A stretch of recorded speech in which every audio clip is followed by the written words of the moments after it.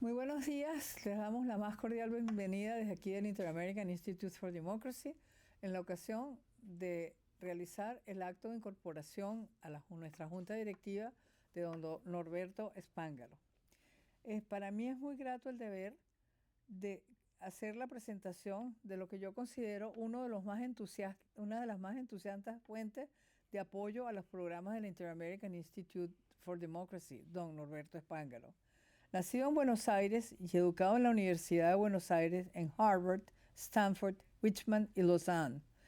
En estos centros de estudio perfeccionó su natural talento hacia las finanzas y su visión del papel que ellas juegan en el proceso de desarrollo. De los suizos aprendió algo que los latinos debemos esforzarnos por adquirir, que es la discreción en la conducta personal y la frugalidad en materia de gestión de negocios. Su talento le llevó a asumir posiciones de liderazgo a muy temprana edad, como fue el caso cuando lo eligieron directivo de la Cámara de Profesionales de Finanzas en Buenos Aires. Luego ingresó en el Citibank, llegando a la posición de director gerente. Pero quizás lo que realmente define a Norberto Spángalo es su compromiso con la causa de erradicar la pobreza en América Latina. Desde su juventud y en cada institución que se ha beneficiado de sus contribuciones, como es el caso del ANBID, la New York Clearing House y la Asociación de Profesionales Financieros. Norberto presentó y echó a andar programas que hicieron el crédito más asequible a personas que con esfuerzo propio y talento habían abandonado la pobreza para acceder a la clase media. Su sensibilidad emprendedora le llevó a abrir tienda aparte luego de una exitosa carrera en Citibank y se estableció en la nueva frontera del desarrollo hemisférico, que es la Florida. En estas tierras tropicales ha desarrollado negocios que crean valor no solo en este mercado, sino en su país de nacimiento, Argentina, y en muchos países de América Latina. Como ciudadano, observa una conducta ejemplar, participando en las actividades de su municipio y apoyando las mociones que promoverán el desarrollo de su querido Doral. Hoy el Inter-American Institute for Democracy se viste de gala para recibirlo como director, porque como fuente de apoyo intelectual ha estado con nosotros a menos por 5 años. Bienvenido sea un emprendedor a nuestra fila que además envuelve un generoso corazón.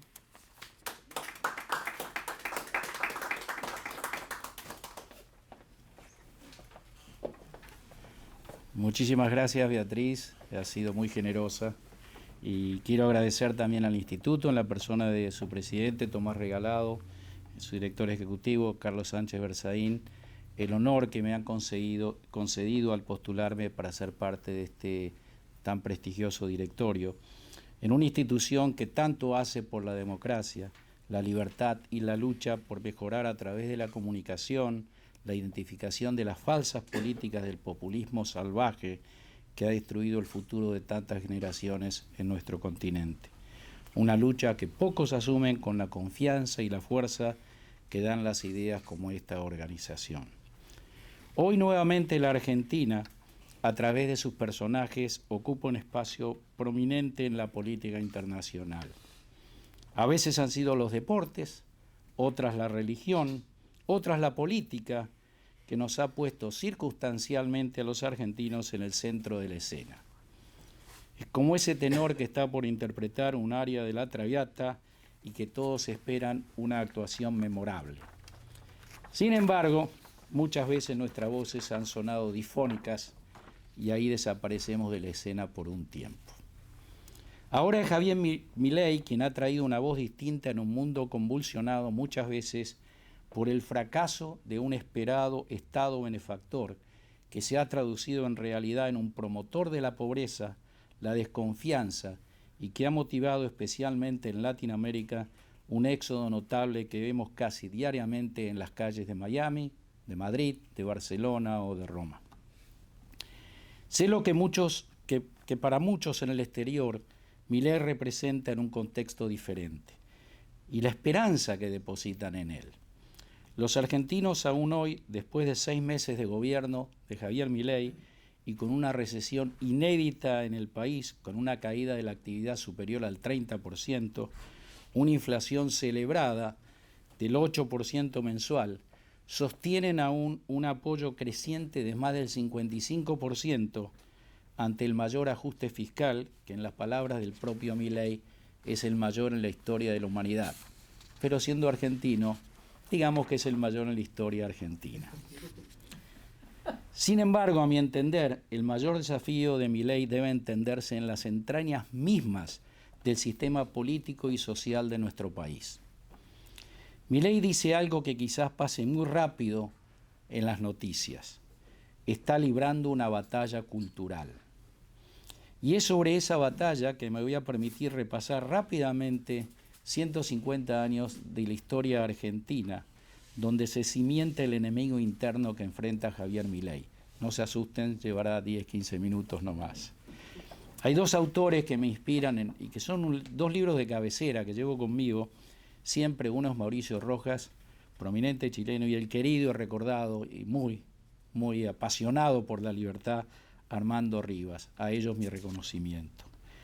La Argentina inicia un camino de país allá por 1810. Hace unos días celebramos el aniversario, 114 aniversario de la Revolución de Mayo, 25 de mayo de 1810, cuando aún con ideas monárquicas no queríamos ser parte de Francia, sino quedarnos con la monarquía española.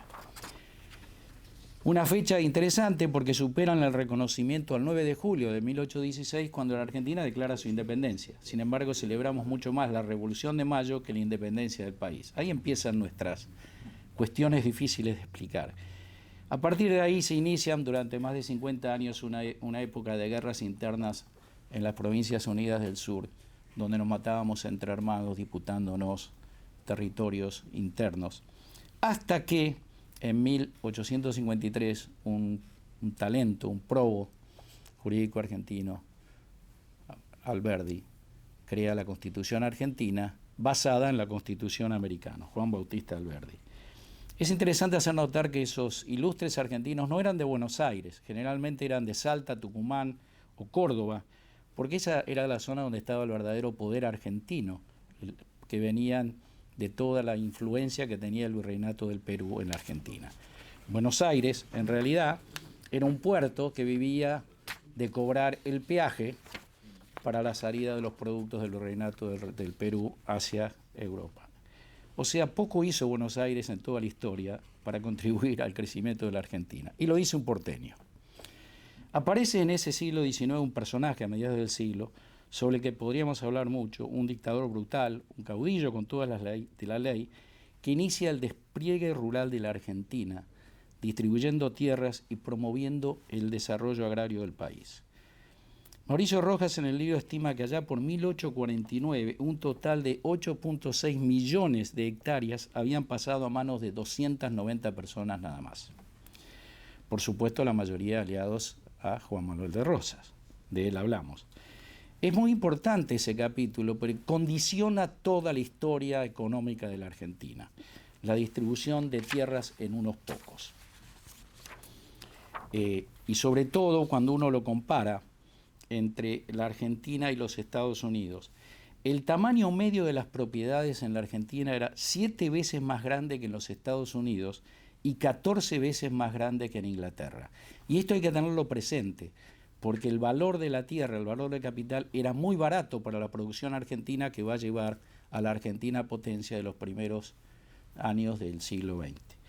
A su vez, los niveles limitados de retribución del trabajo rural tendían a deprimir el nivel de salario general, lo que explica también en las comparaciones las enormes diferencias entre los salarios reales argentinos y estadounidenses.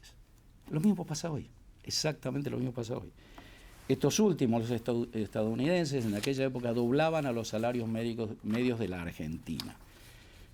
Y eso estamos hablando del comienzo del siglo XX, cuando todos dicen Argentina una potencia por la exportación, pero la diferencia del PBI per cápita apenas llegaba a un 12% en 1910 hasta el año 13 más o menos. Es decir, se había creado una sociedad que comparada con la de los Estados Unidos o Canadá, Australia o Nueva Zelanda, era fuertemente desigual.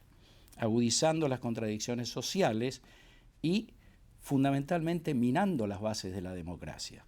El proletario europeo se convirtió en propietario en los Estados Unidos, mientras que en la Argentina, por regla general, continuó siendo un proletario. Esa fue una diferencia fundamental en todo el desarrollo de la economía argentina hasta hoy.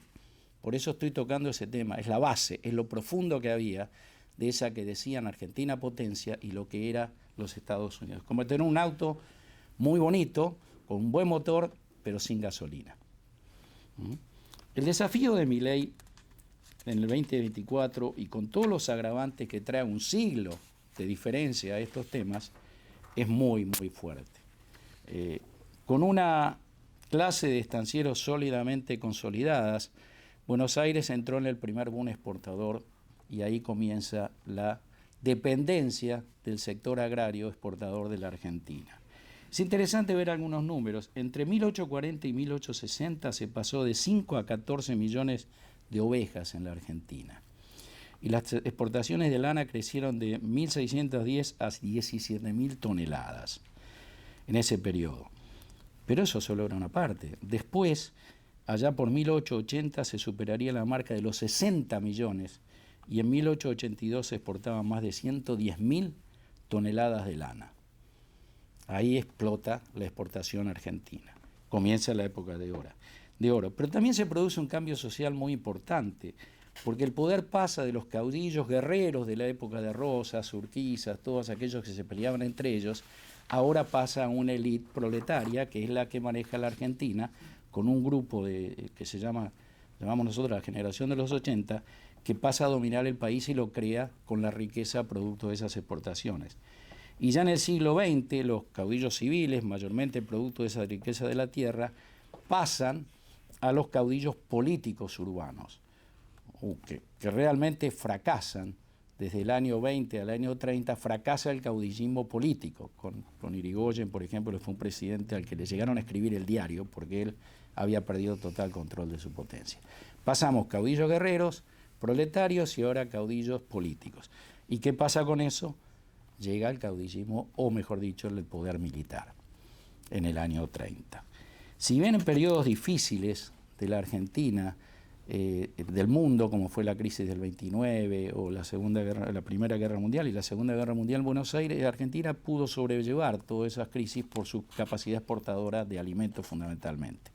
Y ahí es donde realmente la Argentina termina de constituirse muy dependiente de las exportaciones agrícolas. La Argentina ha sido y es hoy todavía dependiente del campo. O sea, después de 100 años no hemos creado ninguna economía de base que pueda sustentar los vaivenes que puede tener la economía agrícola de la Argentina. Hay que resaltar que si bien era una economía que crecía, sobre todo la industrial, era poco competitiva globalmente y dependía fuertemente de la importación de bienes de capital y era artesanal. Así es que la Argentina siempre tuvo un capitalismo débil y subdesarrollado. Lo tiene hoy. Es lo que enfrenta Milei. En realidad, cuando uno habla de eso, de 1920, que la Argentina era potencia, la industria argentina, según todos los análisis en materia de productividad y de capacidad y de bienes de capital usados para el desarrollo, estaba, según Mauricio Rojas, 100 años atrasado con respecto a Inglaterra, por ejemplo. O sea, ese mito de la Argentina potencia es bien discutible. Es así que entonces esa distribución de tierra jugó un papel significativo.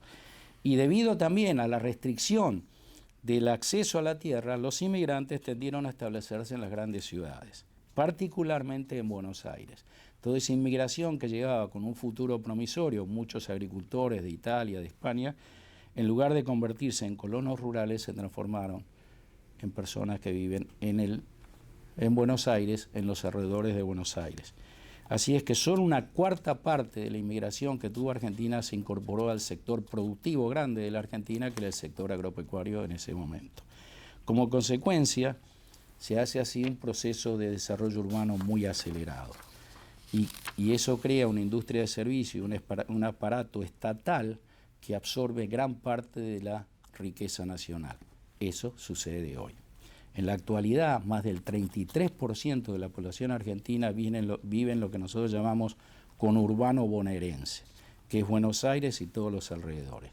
La concentración de pobreza es la mayor en el país en ese sector. Es uno de los graves problemas que enfrenta hoy Javier Milei. En cuanto a la industria, durante mucho tiempo estuvo orientada generalmente al mercado nacional y se centraba en sectores con poca o ninguna competencia extranjera. También había un factor como la distancia geográfica. Argentina es un país terminal, se llega a la Argentina, no se transita por la Argentina, es el último país del sur. Los costos, las dificultades del transporte, hicieron que hubiera también una enorme protección natural a muchos mercados locales o nacionales, lo que permitió a los productores domésticos dominar su mercado con poca competencia internacional. En resumen, la combinación de una distribución desigual de la tierra, la urbanización acelerada y una industria protegida geográficamente han moldeado la estructura económica y demográfica de Argentina de manera profunda y duradera. Todo esto, que se origina ya por el siglo XIX, continúa en el siglo XX, cuando Argentina aspiraba a ser una potencia mundial y que también generó conflictos comerciales con los Estados Unidos, sigue siendo hoy relevante y es el desafío que enfrenta Javier Milei. Los mismos problemas estructurales que existieron durante los últimos 150 años. Por eso cuando lo escuchamos a Javier decir hay que terminar con 100 años de decadencia, es todo esto lo que ha llevado a la Argentina a decadencia. Más de un siglo después, Argentina sigue dependiendo de las exportaciones agropecuarias, actualmente con fuerte énfasis en la soja. La falta de capital impide el desarrollo de una industria moderna y competitiva. Agrego también que la intervención del Estado y el secuestro del capital privado han hecho de que Argentina carezca de ahorro. En Argentina no se ahorra y los capitales o fugan o se esconden. Salvo algunas excepciones notables que ha habido en el transcurso de estos años, la Argentina sigue recurriendo al proteccionismo. Toda la idea de ese proyecto de país que sustituye exportaciones nos llevó a ser una Albania prácticamente en materia comercial. Y de manera similar, como se mendigaban los caudillos del siglo XIX o del siglo XX, hoy los gobernadores provinciales, los presidentes de las compañías estatales, mendigan continuamente ante el gobierno central para subsistir. O sea, hemos cambiado los jugadores, pero el sistema sigue siendo muy similar al que ocurría antes. La dependencia de un Estado central. Milei enfrenta hoy no solo una disyuntiva liberal o progresista, sino enfrenta estos 150 años de historia arraigadas en el corazón y en el alma de todos los argentinos. Agrego algo importante que lo he vivido personalmente, con la globalización y la desaparición de las empresas multinacionales como agente de transmisión de una cultura, de un proceso, la Argentina ha sido muy perjudicada. Muchos de los dirigentes de Argentina de una época partíamos muchísimo de ellos de todo el entrenamiento que recibíamos y los conceptos de las empresas multinacionales. Hoy las empresas multinacionales, sobre todo las americanas, se han retirado de la Argentina. Quedan pocas, generalmente son algunas europeas o ahora China. Y no transmiten la cultura que siempre queríamos transmitir, que era la cultura capitalista del sistema americano. Estas fuerzas, todas estas están representadas en lo que Milei llama la casta. Una casta que carece de futuro, que sigue intentando sobrevivir de los que producen, que cada vez son menos, y que ha sido una usina generadora de pobres. La última información que hay en la Argentina es de que la pobreza ha alcanzado el 55% en el mes, creo que es el mes de marzo o abril de este año. 55% de pobreza.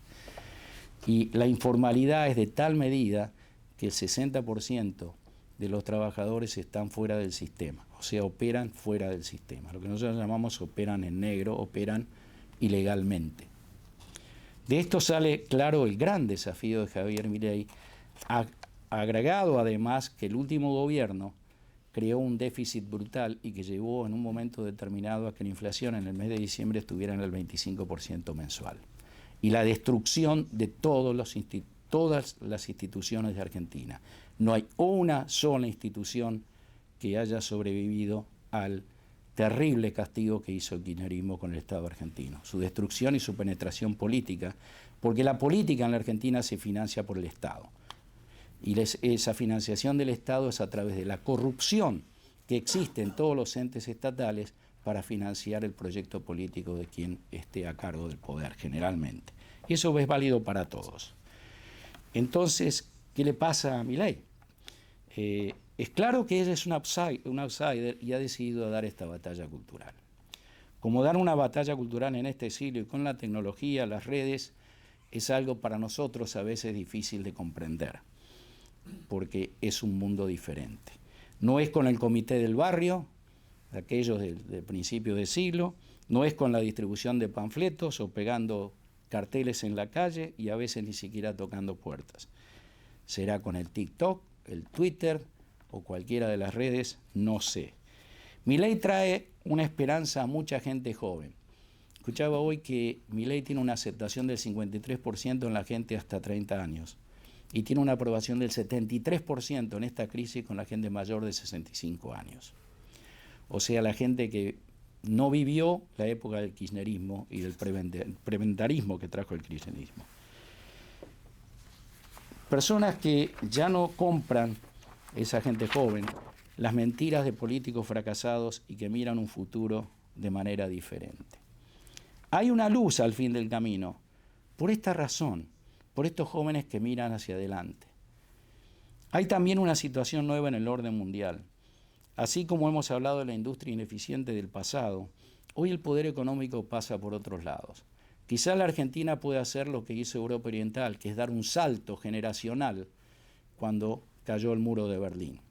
En esos países nunca usaron cheques, en esos países prácticamente saltaron directamente a la época electrónica, por ejemplo.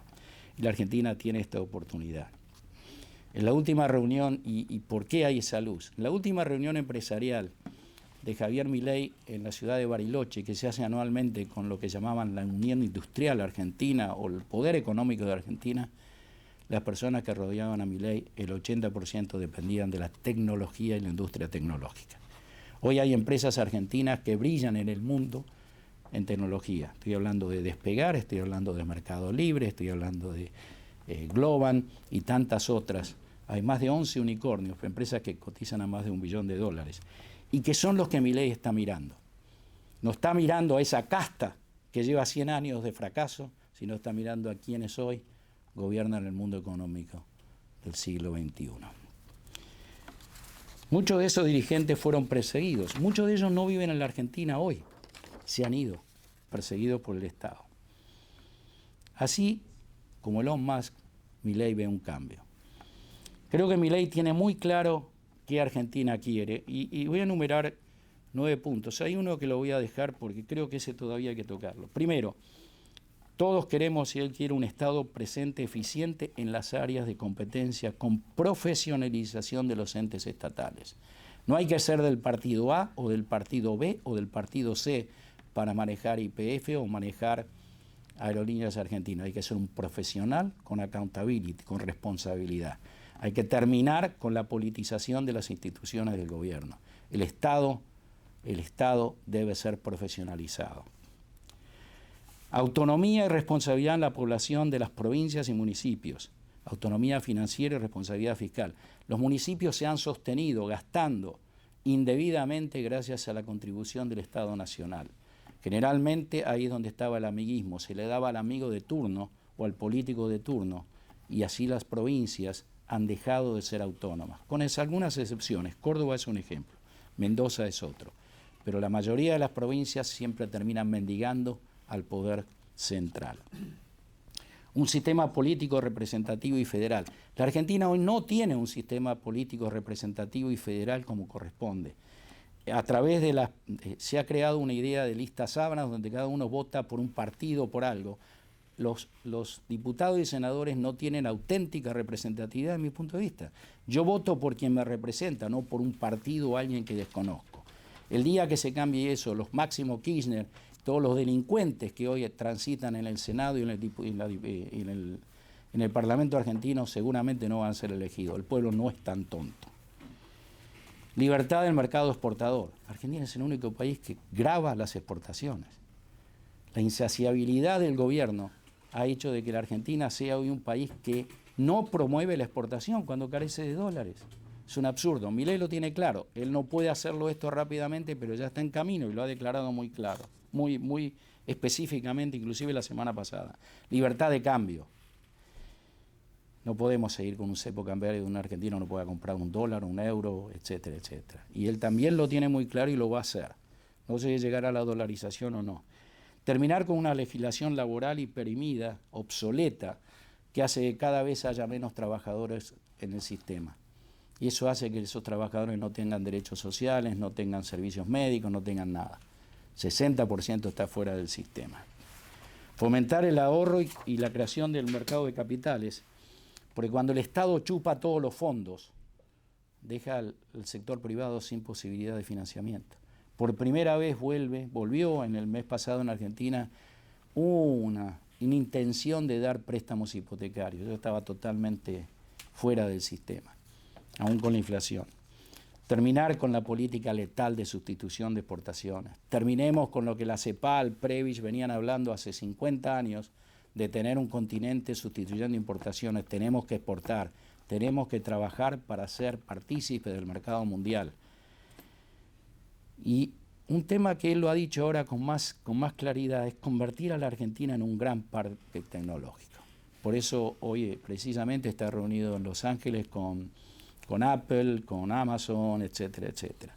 Y yo creo que eso es algo maravilloso. Me gustaría que haya un enfoque más crudo de la Argentina sobre la intervención del Estado y la idea de libertad. En la Argentina, hoy el argentino no tiene total libertad. El argentino no puede comprar un auto si no declara ante el Estado de dónde le provienen los fondos.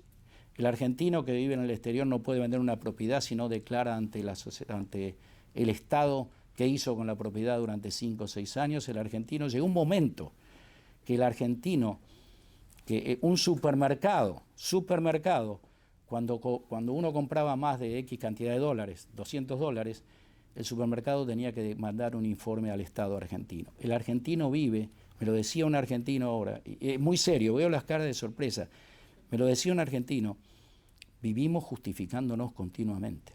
Por eso dicen que hay $200 millones abajo del colchón. Hay que liberar el flujo, hay que dejar que la gente opere, que la gente viva, que la gente trabaja, que la gente gaste, que compre. Después veremos cómo se solucionan los problemas tributarios. Pero el argentino hoy vive, y lo vemos en la actitud de los argentinos cuando vienen acá, se sienten liberados porque pueden llegar a un lugar y comprar un auto y llevárselo. Eso no se puede hacer en la Argentina. Entonces, creo que tenemos una gran oportunidad. No es siguiendo los pasos del fracaso, no es un problema de dólar o peso, es un problema mucho más profundo, espero haberlo explicado.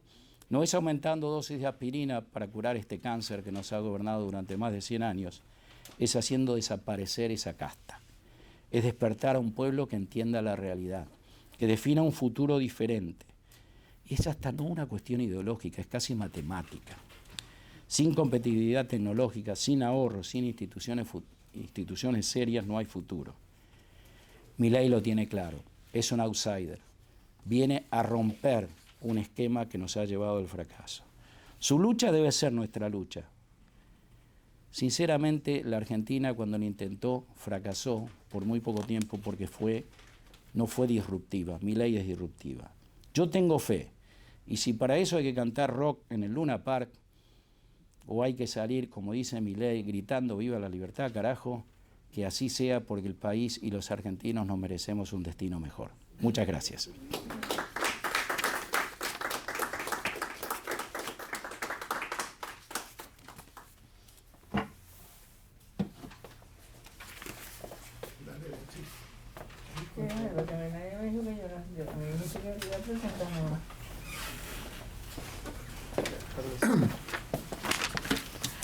Agradecer a Norberto Spángaro por esta propuesta tan importante sobre la Argentina que queremos, de un contenido realmente valioso en el momento histórico que transcurre la Argentina y las Américas.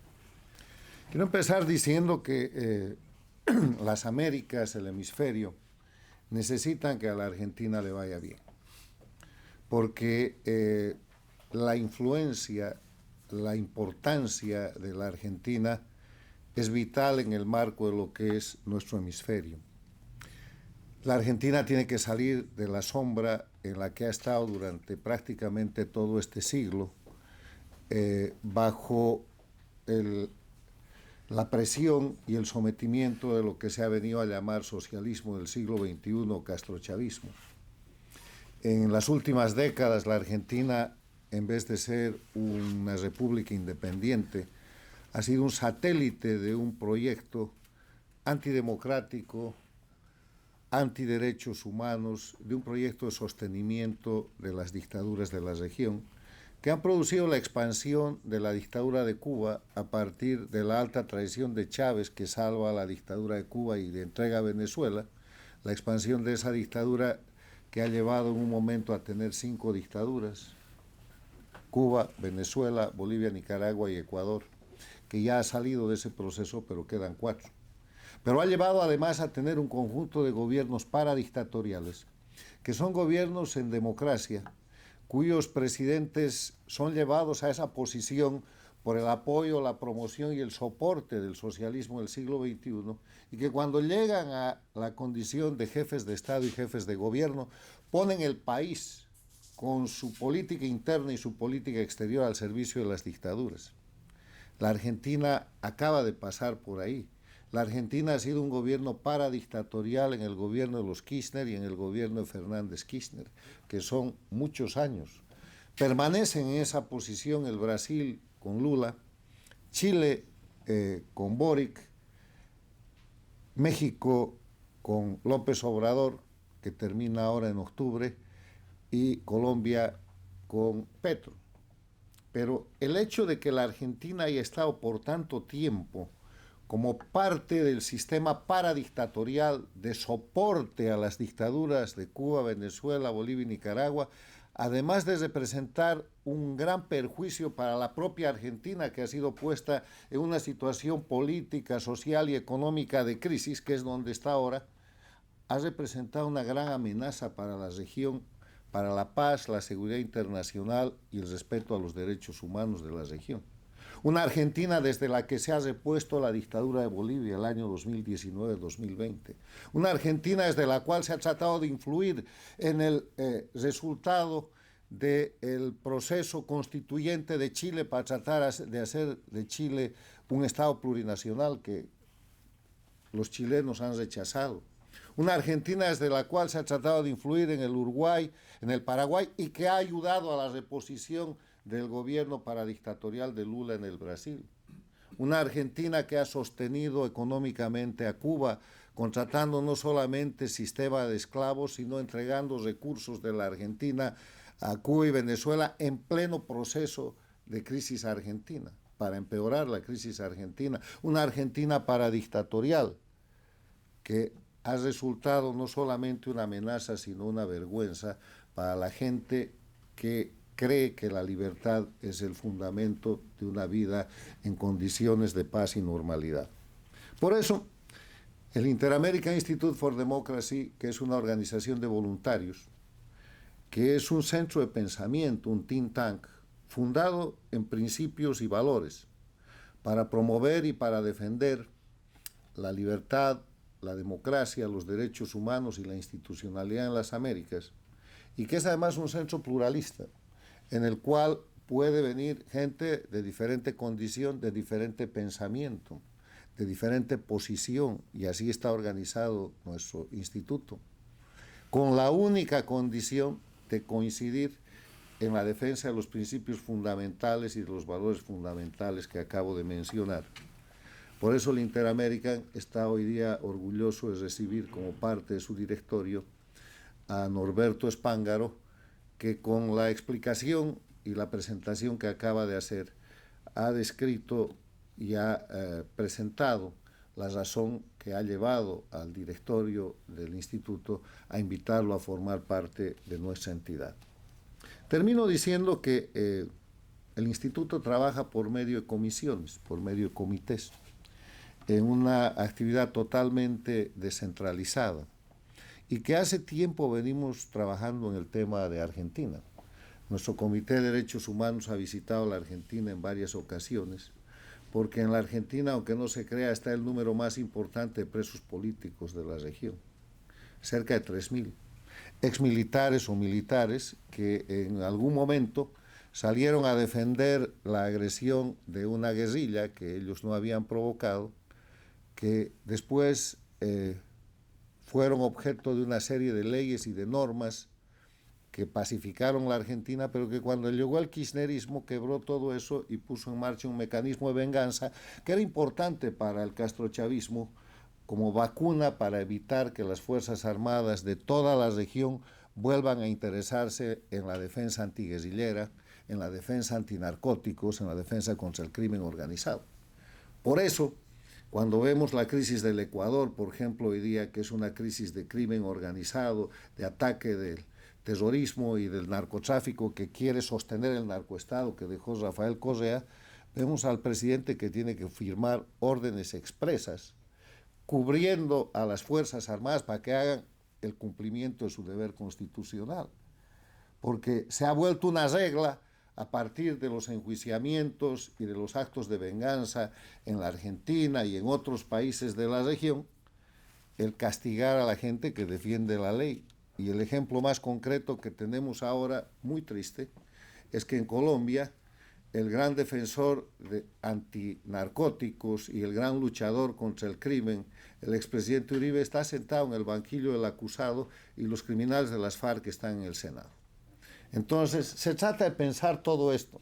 Se trata de pensar en base a un mundo que es capitalista, que es globalizado, que está en plena revolución tecnológica y que no puede en las Américas, en pleno siglo XXI, tener de 35 países que son los países, los estados que forman las Américas, 4 dictaduras, 4 gobiernos paradictatoriales y un resto de países amenazados porque el crimen organizado a través del dinero mal habido que maneja el socialismo del siglo XXI mañana puede poner un presidente en cualquier país donde hayan elecciones democráticas porque han aprendido a utilizar los mecanismos de la democracia con el dinero del crimen organizado para controlar la democracia y después destrozar. De eso se trata este gran desafío por el cual hoy día recibimos en el instituto a un emprendedor, un comunicador, un ejecutivo, una persona que nos va a ayudar a seguir aunando los esfuerzos para luchar por la libertad y la democracia. Muchas gracias.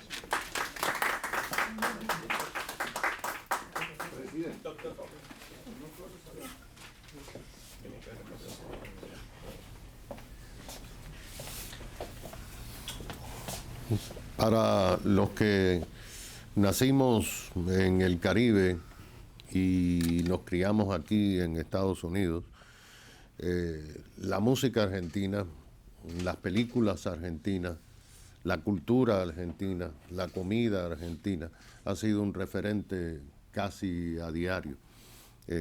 Aquí tenemos la suerte de tener una colonia argentina que es silenciosa, pero que es importante. Quizás porque son de más al sur, no son como nosotros los caribeños que salen a las calles a protestar. Pero Argentina, como decía nuestro director ejecutivo, es muy importante para la América Latina. Argentina fue durante cierto tiempo uno de los países que mantuvo al régimen castrista cuando más ellos los necesitaban. Y fue uno de los países que menos aceptó a cubanos que escapaban de la isla. Todos conocemos el caso de la famosa doctora que fue, pues, se le prohibía hablar a la prensa allá en Argentina después de desertar de Cuba. Aquí en Miami nosotros como funcionarios electos locales hemos visto como empresarios argentinos han logrado irrumpir en la vida diaria de los propios Estados Unidos. Si ustedes pasan por cualquier calle y ven esas paradas de ómnibus que tienen anuncios lumínicos o pasan por lugares y ven algunas vallas lumínicas. Esos anuncios fueron traídos aquí cuando no existían por una compañía argentina, por Sarmiento, que fue la que inició esta modalidad de tener paradas donde la gente no tenía que estar bajo el sol o la lluvia esperando los ómnibus. Quizás un detalle poco conocido, pero yo participé en eso. Y en el caso de Norberto, nosotros le agradecemos doblemente como cubanos americanos y como residentes de aquí, de esta área, porque Norberto ha tenido la habilidad de ser un buen argentino y ser un buen americano. Se ha preocupado por los intereses de los residentes aquí, lo sabemos, lo ha hecho por muchos años, y también se ha preocupado por su país. Por eso es que cuando nuestros directores, pues Beatrice, cuando Carlos, pues estaban pensando en ampliar ese directorio, pues la persona indicada fue Norberto Spángaro. Y yo hoy le doy la bienvenida a Norberto. Yo tengo memorias muy casi recientes, pero muy importantes, porque uno de los hermanamientos que hizo la ciudad de Miami durante el mandato que nosotros estuvimos aquí en nuestro ayuntamiento fue con la ciudad de Buenos Aires, y tuvimos la suerte primero de hacer el primer hermanamiento con el alcalde Macri y después con Rodríguez Larreta, ambos que marcaron un antes y un después allá en Argentina. El instituto se nutre de personas extraordinarias y eso es la misión, porque estas personas nos ayudan a pensar y estas personas nos ayudan a expresar ese pensamiento de libertad. Por eso yo le agradezco a nuestro director, le agradezco a los directores que me hayan permitido darle la bienvenida a Norberto Spángaro como nuevo director del Instituto Interamericano por la Democracia. Bienvenido.